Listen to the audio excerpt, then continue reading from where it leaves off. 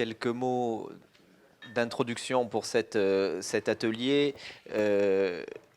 Alors pour faire les présentations, Monsieur Alfred Peter, urbaniste, paysagiste, Monsieur Jean-Michel Sampéré, maire de Saint-Jeannet, Madame Marion Piquet, directrice Artelia Côte d'Azur, et puis Monsieur Jean-Michel Savigna, architecte urbaniste. Donc ce qu'on vous propose dans cet atelier, c'est de travailler sur un sujet totalement différent de ce qu'on a pu vous présenter tout à l'heure.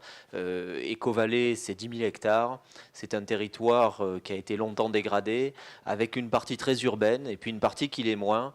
Et réussir l'Éco-Vallée, c'est-à-dire réussir la transformation de cette plaine du Var en un espace de prospérité et de qualité de vie, ce n'est pas que réussir des projets à Nice qui sont des projets de ville, c'est réussir, si on emploie des grands mots, à mettre en place une sorte de communauté de destin entre les 15 maires des communes qui composent ce territoire. Et ce qu'on voulait dans cet atelier, c'est vous présenter ce qu'on fait dans des communes qui sont plus du moyen pays. On n'est pas sur des communes de la côte. En vous disant quelques mots pour commencer sur le mode d'intervention de l'établissement sur ces projets. Au cœur de notre intervention, il y a l'identité, il y a l'authenticité. C'est-à-dire que quand on parle d'intervenir à Nice, on a une identité, on a une authenticité. Quand on intervient à Saint-Jeannet, quand on intervient à Gatière, quand on intervient à La Gaude, c'est un autre territoire, c'est une autre identité. Et ce qui est extrêmement important, c'est d'avoir au cœur de notre action cet élément-là. Deuxième axe, bien entendu la qualité, qui est notre ADN. Et troisième axe, c'est mettre au service de ces communes le même niveau de savoir-faire et d'ingénierie qu'on met au service de projets qui sont parfois 10 fois plus importants en matière de programme. Et je dis sous le contrôle de Monsieur le maire, on n'a pas un traitement qui est différent selon que l'opération fait 5000 logements ou qu'elle en fait 400, parce que pour nous, c'est la même histoire. Et on doit réussir de la même façon dans ces deux types d'opérations. Dernier élément d'introduction, vous dire que peut-être avec Saint-Jeannet, on a vraiment un exemple de ce que le président présentait ce matin avec le travail qui a été fait en 10 ans. Aujourd'hui, Saint-Jeannet, vous verrez, s'est engagé dans un projet extrêmement ambitieux avec Alfred Peter. Saint-Jeannet est aussi une commune qui va mettre en place une zone agricole protégée. Alors c'est un terme assez technique, mais très concrètement, c'est l'outil le plus puissant qui existe pour protéger les terres agricoles. Et on en parlait tout à l'heure avec Monsieur le maire. Honnêtement, s'il y a 10 ans, on nous avait dit de parier qu'un jour, il y aurait une commune de la plaine du Var qui choisirait de mettre une zone agricole protégée, ben moi, j'aurais pas parié grand-chose. Et en fait, quand on parle de cette éco-vallée qui est en train de se mettre en place, ben c'est un témoignage extrêmement puissant. C'est de dire, on a une histoire, on a un passé agricole, on a une envie aussi d'économie de circuits courts. Et au-delà des mots, on a des actions aujourd'hui qui se mettent en place et qui sont des actions extrêmement fortes pour traduire cet objectif stratégique de protéger et de restaurer. Donc sans en dire plus, je passe la parole à Monsieur le maire et puis ensuite à Alfred pour rentrer dans le projet, et nous passerons ensuite au projet de Gatière avec Jean-Michel Savigna. Monsieur le maire. Merci Monsieur le directeur. Bon, je suis surpris, mais pas surpris, parce que c'est vrai que c'est une reconnaissance aussi de ce territoire. La métropole Nice-Côte d'Azur, c'est 49 communes qui ont uni un petit peu ce destin.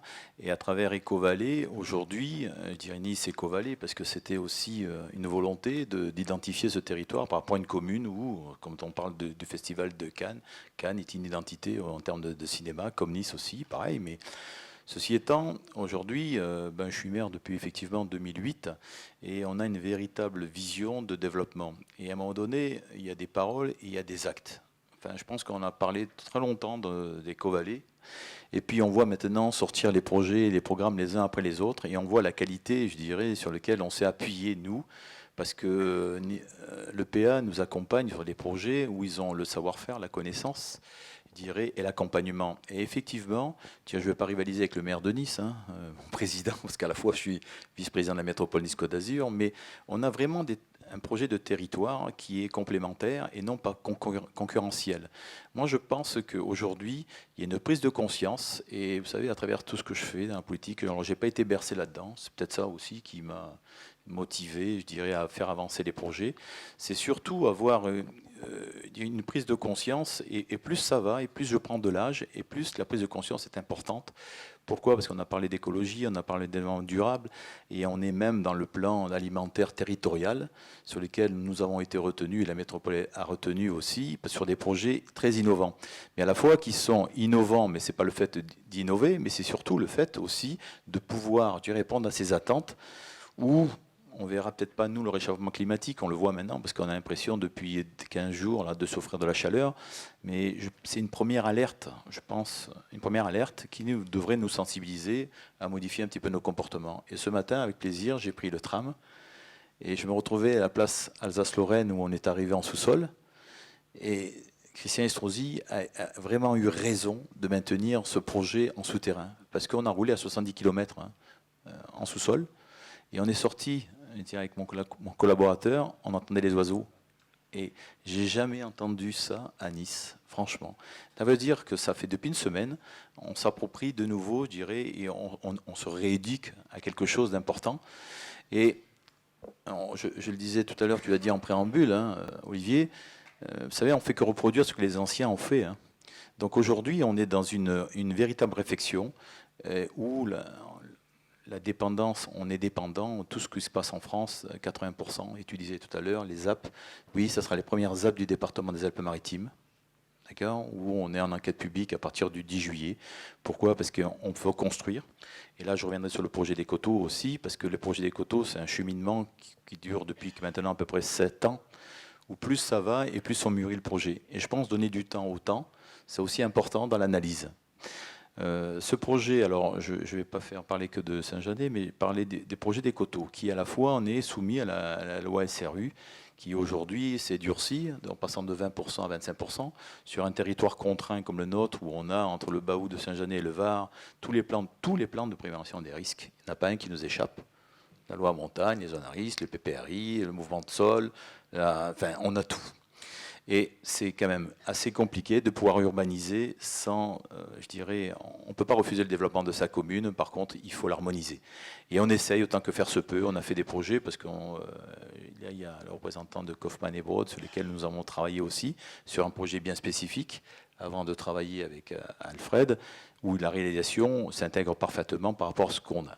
Alors on ne réglera pas le problème des logements, et aujourd'hui on peut nous reprocher de trop construire, mais à la fois la politique c'est de prévoir, c'est pas de subir. Et moi je préfère être toujours acteur que spectateur. Quand le train passe, c'est trop tard, il est passé, et puis on n'est pas monté dedans. Alors, ce qu'on a fait avec l'accompagnement, bien sûr, et je remercie les services de l'EPA qui nous accompagnent aussi sur les projets sur lesquels on a travaillé. Un partenaire aussi, c'est le PFPACA, je dirais l'établissement public foncier d'aménagement aussi qui nous accompagne. C'est d'avoir une véritable vision d'aménagement. Et on a identifié un secteur, parce que le Baou, il est là, et c'est le plus beau piton, je dirais, pas du monde, mais avec un peu d'humilité de France et peut-être d'Europe. Ceci étant, s'intégrer, on est en train de travailler sur ce projet des coteaux, et je laisserai Alfred Peter, qui est au début de ce projet, et Olivier était là, avec Pascal aussi, qui était là. C'est de dire, voilà, il est venu me voir. D'abord, il faisait partie d'un concours de mise en concurrence de plusieurs architectes. Et à la fois, ce qui m'a séduit dans la présentation d'Alfred Peter, c'est l'aspect environnemental qui s'intègre dans un projet comme ça, où on est sur les coteaux, pas très loin des zones industrielles, parce qu'on a aussi des zones d'activité où on a un bassin d'emploi à peu près de plus de 800 emplois. Et on fait une greffe sur ce territoire où il est hors de question d'agresser le territoire, et on ne fait que l'épouser. Alors, Alfred Peter, quand on a fait le choix d'Alfred Peter, j'ai dit, bon, les architectes, je commence à en connaître quelques-uns, j'ai dit, est-ce qu'ils entendent des écoutes? Parce qu'ils peuvent entendre, mais pas écouter. Ou écouter et pas entendre. Et Alfred a fait du chemin sur un projet qui est le projet des coteaux, où il m'a dit, pas de voiture à l'intérieur. Je dis, bon, pas de voiture. Alors, c'était aussi cette démarche où on a fait un chemin ensemble, parce qu'entre tout voiture et pas de voiture, il y avait une alternative. Donc Alfred m'a expliqué les poches de stationnement, et on a un projet innovant, je le laisserai passer sur l'aspect technique, mais c'est le moyen de desservir, parce que je crois aujourd'hui aux voitures en partage, je crois au stationnement. Si on ne modifie pas nos comportements de déplacement et si on ne modifie pas notre comportement de réflexion, on aura des voitures dans tous les sens et on va passer notre temps à créer des parkings qui ne nous ramènent pas grand-chose en termes de ressources.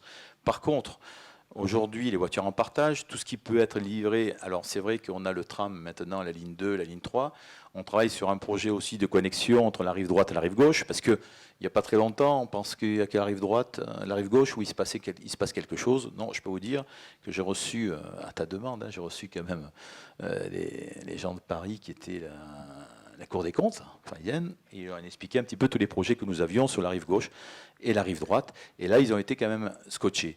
Donc c'est vrai que l'établissement public a mis du temps, et puis maintenant, les coûts sont partis. Maintenant, il faut les maîtriser et le faire d'une manière la plus harmonieuse.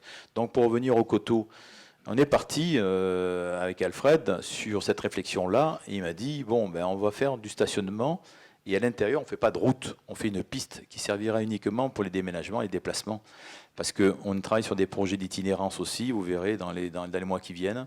C'est le grand parcours des Baous, c'est une connexion entre toutes les communes, 9 communes, qui quand même, nous partageons un petit peu cette expérience, et créer ce lien, parce que c'est des barreaux aussi. Le chemin de Provence aujourd'hui, c'est cette connexion entre le chemin de Provence et la route de la Baronne qu'il faudra requalifier, mais on va redéployer des bus, parce que l'arrivée du T3 va libérer à peu près 300 bus sur la ville de Nice, qui pourront vraiment se développer et s'articuler sur les coteaux.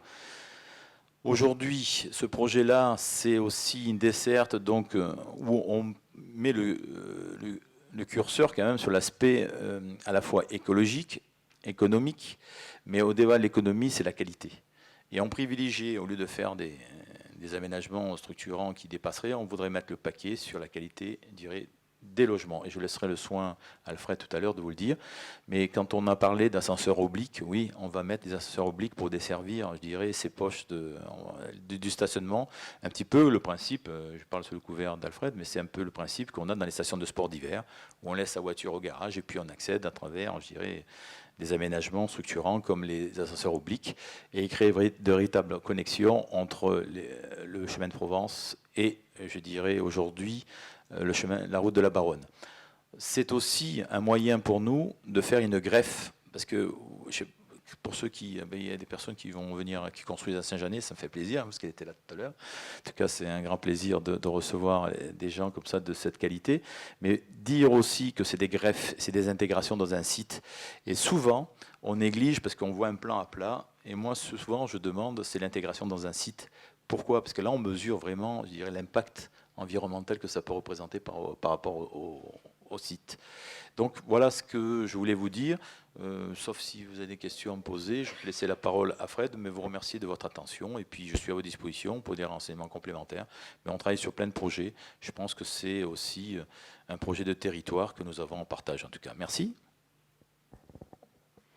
Je sentais bien que vous aviez envie de continuer. J'avais envie de dire, mais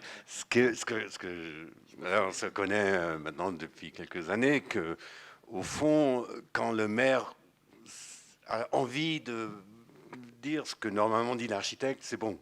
J'ai vécu ça quand on a fait le bord de mer avec Louis Nègre sur Cagnes. À la fin, on faisait même des réunions publiques, on n'avait plus rien à dire du tout, mais juste pour le plaisir d'en parler. Et que je voyais bien cette envie. En tout cas, on va continuer à faire la présentation à deux, parce que c'est... Et ce trio avec l'EPA, c'est un...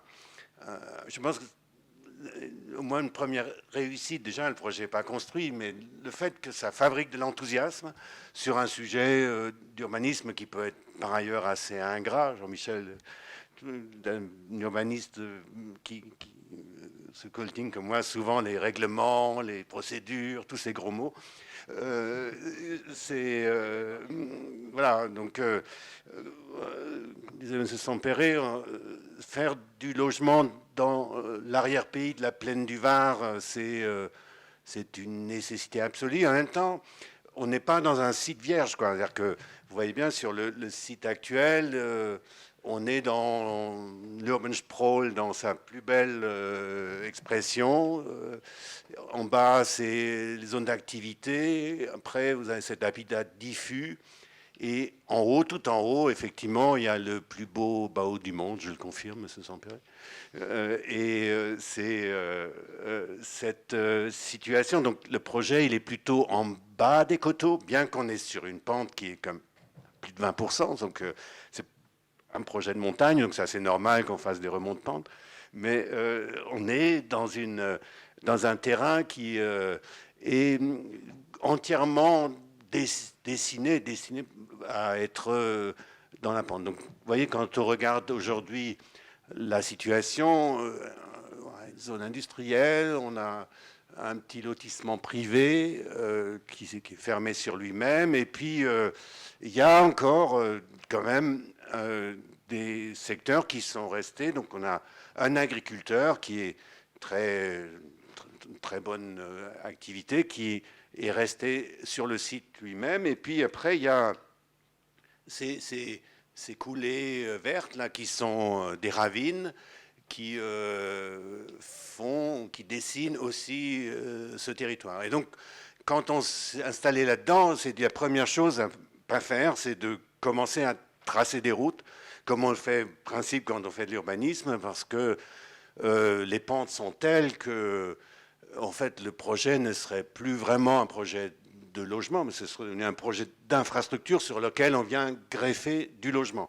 C'est la première chose. On va renverser l'histoire. D'abord le logement, et après on verra comment on le dessert. Et effectivement, comme disait M. Sampéré, cette idée de fabriquer du logement de qualité pour les classes moyennes.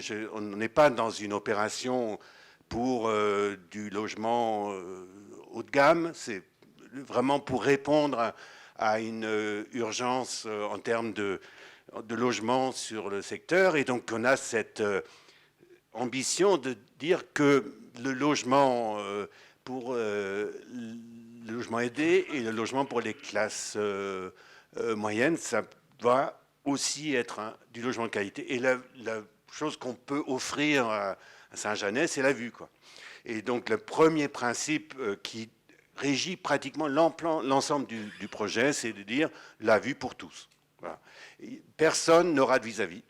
Tout le monde aura ce qui est sur cette image, la vue sur l'horizon. Ce qui est une contrainte dont on a compris avec Marion après qu'on s'est nous-mêmes mis la barre très haut, quoi, parce qu'à un moment donné, il faut quand même greffer cette matière à construire sur un projet de piste, parce que pour des raisons de sécurité, pour des raisons de déménagement et plein d'autres sujets, maintenir ce principe de la vie pour tous, greffé avec un projet d'une rampe qui doit desservir tout ça, c'est pas du gâteau. Donc ça, c'est la première question. La deuxième, c'est, comme l'a dit M. le maire, c'est on cherche à faire le projet qui se confond le plus possible avec le site. On ne cherche pas du tout à l'affirmer. J'appelais ça, à l'époque, quand on a commencé à travailler sur une sorte de restang augmenté. C'est-à-dire qu'on monte... c'est une forme qui est très fréquente, d'ailleurs, dans les projets en montagne. C'est presque du bon sens, puisqu'on se tapit dans la pente et on monte dans les hauteurs avec un système qui reste très proche du système agricole, sauf qu'au lieu de mettre des oliviers sur les terrasses, on met des maisons, quoi. Et le troisième élément qui, pour nous, a été très important, alors c'est vrai que moi je suis un homme du Nord qui vient travailler dans le Sud, donc parfois on dit, ouais, vous venez avec vos concepts, mais en même temps, je ne veux pas m'en excuser parce que je pense que c'est vraiment des choses qui sont extrêmement intéressantes pour la vie quotidienne des gens, c'est-à-dire de ne pas être sur une route, c'est-à-dire que tout l'espace public du quartier lui-même, c'est de l'espace public, c'est pas de la voirie, quoi. C'est vrai. Et du coup, on avait poussé projet un peu plus loin au départ, en imaginant que tout le monde laisse sa voiture sur la route de la Baronne et ensuite on monte dans le quartier par des petites voiturettes électriques ou des choses comme ça. On nous a un peu remis pied sur terre en disant, OK, on veut bien deux quartiers qui sont sans voiture, mais quand même, il faut au moins pouvoir accéder au projet avec la voiture. Donc on a un morceau, puisqu'il y a une ravine qui sépare, qui est le principal espace public du projet, c'est la ravine et ses abords. On a une partie du projet qui est accessible par la route de la Baronne, avec un parking qui se situe à l'entrée du quartier, et c'est fini. Et effectivement, à partir de ce stationnement, ensuite, on a un système d'ascenseur oblique qui vient desservir les différentes restanques. Et pour l'autre secteur, qui est lui desservi par le chemin de Provence, on a le même principe, un parking à l'entrée. Et cette fois-ci, pour entrer dans le quartier, on prend le même système d'ascenseur qui permet donc d'aller, sachant que pour moi, le principal moyen de rentrer, c'est pas prendre l'ascenseur, c'est d'y aller à pied. Après, tout le monde fait du fitness à la maison avec un vélo et un appartement. Je trouve que c'est beaucoup mieux de le faire à l'extérieur. Et que donc, je dirais que les systèmes d'ascenseur sont surtout là pour quand vous rentrez avec des courses, quand vous rentrez avec les enfants, quand vous avez des choses un peu lourdes à porter. Vous voyez, donc ça c'est une image de cette fameuse piste ici, qui est une piste à 4%, qui est reprise systématiquement par des restanques, le système hydraulique qui est géré aussi par ces restanques. Et ensuite, vous avez la couche supérieure qui a son rez-de-chaussée qui passe au-dessus de la couche du dessous, ce qui montre bien qu'on est resté dans cette logique d'un appartement. Et tous les appartements, de ce mode constructif qui épouse la pente, font qu'on a une terrasse sur chaque logement qui est parfois plus grande que le logement lui-même. Ça vient du fait qu'on est sur un système de construction en retrait, et cette terrasse elle-même, elle est complètement ouverte sur le paysage. Voilà, donc ça c'est des exemples de ces systèmes qu'on retrouve très souvent dans les projets de montagne, un peu moins en France que dans d'autres pays comme la Suisse. Et puis le projet, dans sa structuration, dans le sens de la pente, on a vu tout à l'heure le système de restanques dans le sens des courbes de niveau, on a ces fentes qui sont un clin d'œil au village ancien de Saint-Janet, où on a des passages comme ça qui sont très resserrés, qui permettent d'être extrêmement perméables. C'est-à-dire qu'il y a 50 chemins possibles à chaque fois pour rentrer chez vous, ce qui donne une variété de parcours, pour probabilité de rencontrer ses voisins. Voilà. Et pour nous, cette question de la manière de vivre en collectivité ensemble, c'est quelque chose on ne peut pas programmer vraiment, mais on peut créer les conditions que ça se fasse ou ça ne se fasse pas. Et de ce point de vue-là, les villages anciens sont quand même des modèles extraordinaires. Le fonctionnement qu'on propose ici n'est pas très différent du vieux village, puisque vous avez un grand parking à l'entrée. Bon, on peut rentrer dans le village, mais on ne peut pas s'y garer. Donc, de toute façon, quelque part, on est plutôt dans un fonctionnement similaire. Et puis, à l'intérieur, il y a ces venelles qui ont un charme fou et dont on essaie de trouver une interprétation un peu moderne, quoi. Voilà, voilà. Merci beaucoup, Alfred. Alors, il y a la littérature comparée, puis il y a l'urbanisme comparé. Je suis très fier, au nom des élus et de l'EPA aussi, d'avoir des urbanistes d'une telle envergure qui travaillent sur nos projets. Donc, sans perdre plus de temps, Jean-Michel Savigna, Gatière, notre projet, un autre territoire. Merci. Est-ce que je peux avoir peut-être pour passer les diapositives sans me tromper. Donc Gatière, voilà, on est encore dans un site extraordinaire. Je crois que c'est tout comme Saint-Janet. Nous, quand on est arrivé, qu'on a découvert ce site, on était complètement subjugué par les qualités de ce terrain. Donc la photo est prise depuis le village de Gatière. Oh, la petite pointue, il est... Non, ça y est, je crois que je fais une bêtise. Je suis très maladroit, moi. Voilà, c'est le milieu de la pointue. Voilà. Bon, très bien. Et donc, on voit ici le terrain. C'est un coteau. C'est un coteau qui descend au sud-est et qui domine la plaine du Var. Un coteau qui est aujourd'hui une friche agricole, qui a été cultivée auparavant, mais qui peu à peu a été abandonnée et délaissée. Alors, le voilà en plan, on retrouve ce grand triangle, on retrouve le chemin de la Baronne, la route de la Baronne et le chemin de Provence. On est dans une situation un peu similaire que celle de Saint-Genès, avec des différences de niveau différentes. On a une cinquantaine de mètres entre les deux voies, donc sur 500 mètres de long, donc une pente moyenne à 10% sur ce terrain. Et ce terrain est marqué par ce grand triangle qui est comme une langue qui descend vers la route de la Baronne, encadré par deux vallons plutôt profonds, comme on retrouve sur les coteaux du Var, avec des écosystèmes qu'il faut protéger, ménager. Et donc, ça nous a amené, à partir de là, à chercher à travailler principalement sur les parties moins encastrées dans le relief du dispositif, justement pour ne pas à aucun moment venir toucher et apporter à troubler l'équilibre qu'on avait dans ces vallons. Alors pour ça, on est remonté un peu en arrière, c'est un peu notre manière de travailler. On travaille à partir du terrain lui-même, à partir du déjà là, à partir du socle qui nous est proposé, et en retrouvant des photos aériennes de juste après-guerre, on a vu que, alors que ce terrain était très cultivé, et que la main de l'homme avait façonné ce terrain. Et là, on retrouve les restantes, les terrasses qui composent ce coteau cultivé.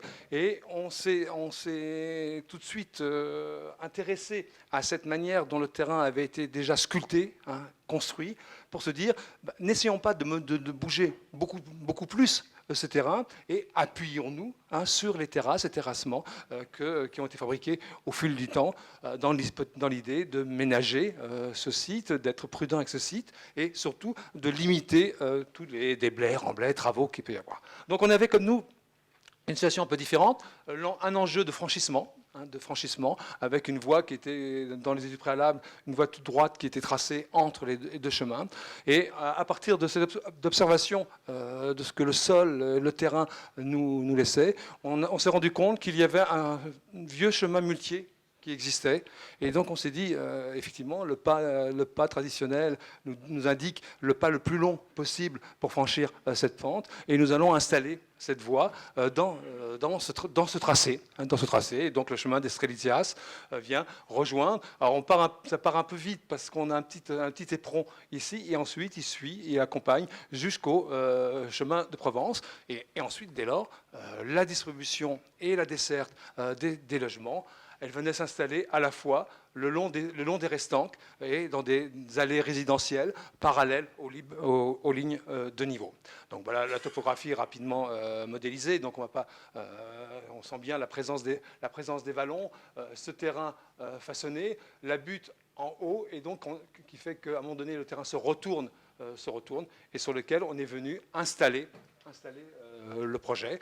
Les vallons restent complètement, ne sont pas touchés, et on espère même qu'ils pourront être renforcés et un peu dégagés de leur occupation un peu marginale qu'il peut y avoir dans le fond.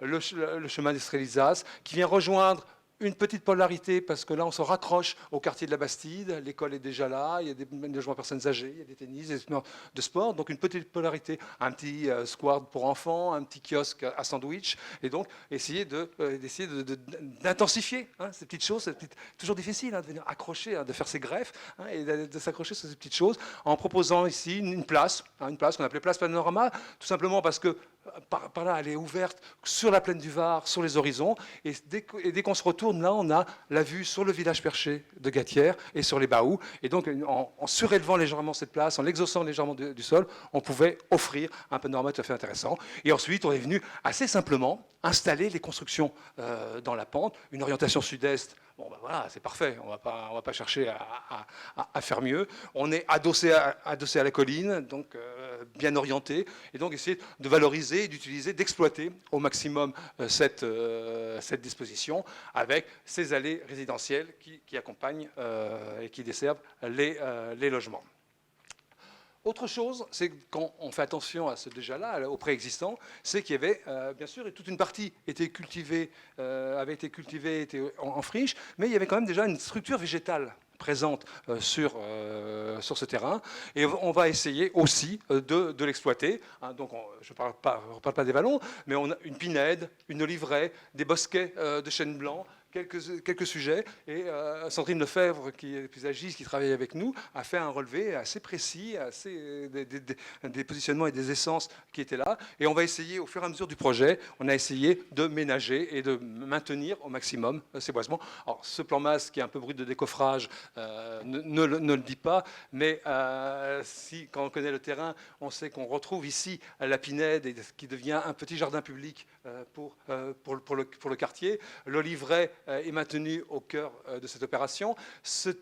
À un moment donné, les maisons, les bâtiments s'écartent, mais c'est parce qu'on maintient les chênes blancs qui sont là. Et nous, on a tissé comme ça, au fil du terrain, du sol, du socle, de la topographie, on a tissé ce projet avec un système d'espace public de la place, le jardin, la voie qui vient dessiner une promenade le long du vallon. Donc on monte, mais en marchant, on peut monter comme ça, avec une promenade un peu large qui est au-dessus du vallon. Et un petit chemin des Indiens, un petit chemin qui préexistait là aussi dans le site et qui nous permet de traverser à pied, piéton, toute l'opération et de rejoindre ici la passerelle qui, là on est dans la tranchée, c'est le chemin de Provence, c'était le chemin de fer, qui franchissait le chemin de fer pour rejoindre l'école de la Bastide sans forcément avoir à traverser le rond-point routier.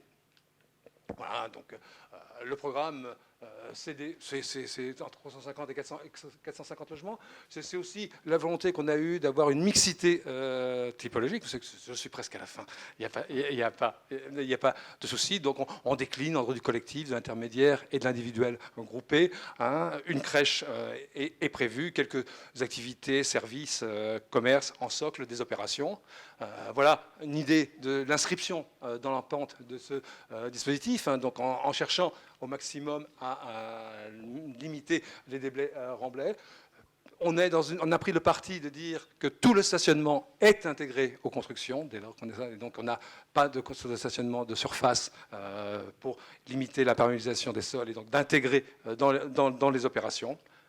Et voilà, qu'on soit la pente, des réflexions sur la matière qu'on va développer et on va préciser notamment sur la minéralité, sur ces sols, ces terres, ces sols, ces pierres qu'on retrouve dans ce site, avec une petite indication, comme ça, un petit croquis qui donne un peu le climat, le caractère dans lequel on voudrait travailler. Une gestion ouverte des eaux pluviales, ce qui n'est jamais simple dans les pentes. Mais toutes les horizontales sont accompagnées de noues ouvertes. Et ensuite, on a des dispositifs de bassins en cascade qui nous permettent de récupérer ces éléments. Et voilà, un peu habiter avec le paysage. C'est un double sens de notre point de vue. C'est habiter avec le grand paysage. Et donc, c'est offrir à tous les logements des vues. Et les vues sont magnifiques. Et donc, ça, nous semblait essentiel. Mais c'est aussi vivre avec une proximité du paysage. Et donc, auprès des vallons, auprès de la Pinède qu'on maintient, et essayer de trouver là cette complicité qui peut se tisser entre habiter et habiter un paysage aujourd'hui. Merci beaucoup Jean-Michel. Je profite d'avoir la parole pour saluer la présence d'Ariela Mazbounji qui nous fait l'honneur d'être là et qui est une grande dame de l'urbanisme. Je n'en dis pas plus et je propose qu'on prenne des questions-réponses dans la salle ou à la poste parce que je ne voudrais pas qu'on soit impoli vis-à-vis des personnes qui nous suivent et qui ne sont pas du territoire. Donc on sait recevoir sur la Côte d'Azur. On vous laisse la place tout de suite.